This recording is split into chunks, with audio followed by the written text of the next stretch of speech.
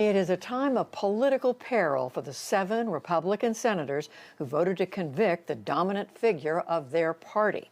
State and local Republican parties have censured or are thinking about censuring several of those senators.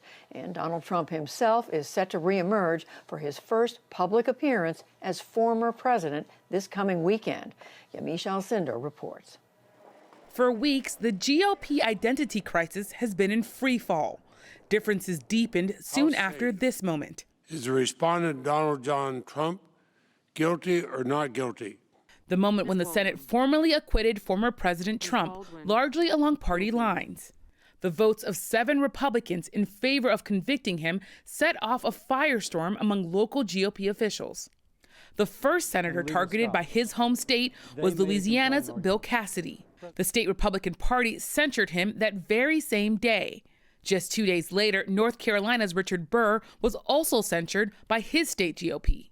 And Republicans are considering censuring at least 3 others: Maine's Susan Collins, Nebraska's Ben Sasse, and Pennsylvania's Pat Toomey. After he was censured, Cassidy spoke to ABC News and stood by his vote. I'm attempting to hold President Trump accountable, and that is the trust I have from the people that elected me. And I am very confident that as time passes, people will move to that position. In a statement, Burr also defended himself. He said, quote, "My party's leadership has chosen loyalty to one man over the core principles of the Republican Party." Despite voting to acquit the former president, Senate Minority Leader Mitch McConnell joined in. He blasted President Trump in a speech saying he was, quote, "practically and morally responsible for inciting the siege at the Capitol." At the heart of these battles is a fight to define what being a Republican really means, says Perry Bacon Jr. of the news site 538. I think the Mitch McConnell view of republicanism is focused on lower taxes, smaller government, and that kind of fiscal conservatism.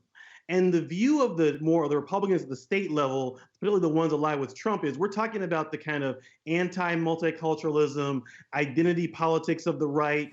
Bacon says the backlash against Republicans criticizing former President Trump is a reflection of how state and local parties have changed during the Trump era. The average state party in America is run by somebody who's got picked in the last 2 or 3 years and is very, very pro-Trump.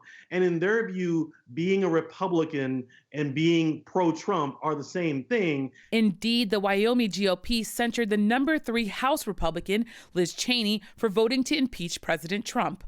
But most House Republicans recently voted to keep her in leadership. In neighboring Nebraska, local GOP pressure has been building to censure Senator Ben Sasse. He had been ratcheting up criticism of President Trump's post-election behavior. Before Senate trial proceedings began in earnest, he taped this video confronting local critics. Politics isn't about the weird worship of one dude. But one county chair in Nebraska told me outright the Trump agenda remains the party's North Star. Colleen Woodward of Scottsbluff County wants Sasse punished. Nebraska overwhelmingly voted for President Trump, meaning President Trump's values and the Make America Great agenda. We wanted Senator Sasse to go ahead and reflect those values in D.C.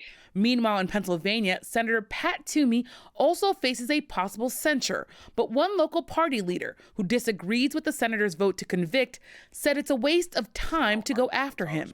Sam DeMarco chairs the GOP committee in Allegheny County, which includes Pittsburgh. In order to be a Big Tent party, you have to be open to many. And I want moderates to recognize that they have a home here in the Republican Party and that they're welcome as well. Still, Bacon thinks state and local Republicans' loyalty to the former president means in some places he has already won the battle for the party's future. At that local level, the Civil War is over. In Washington, it's a little more complicated because Mitch McConnell is still the leader of the Republican Party in the Senate, and he's on the other side of the Civil War. This weekend, former President Trump plans to speak at a popular conservative conference. That could ratchet up even more pressure on the Republicans who defied him.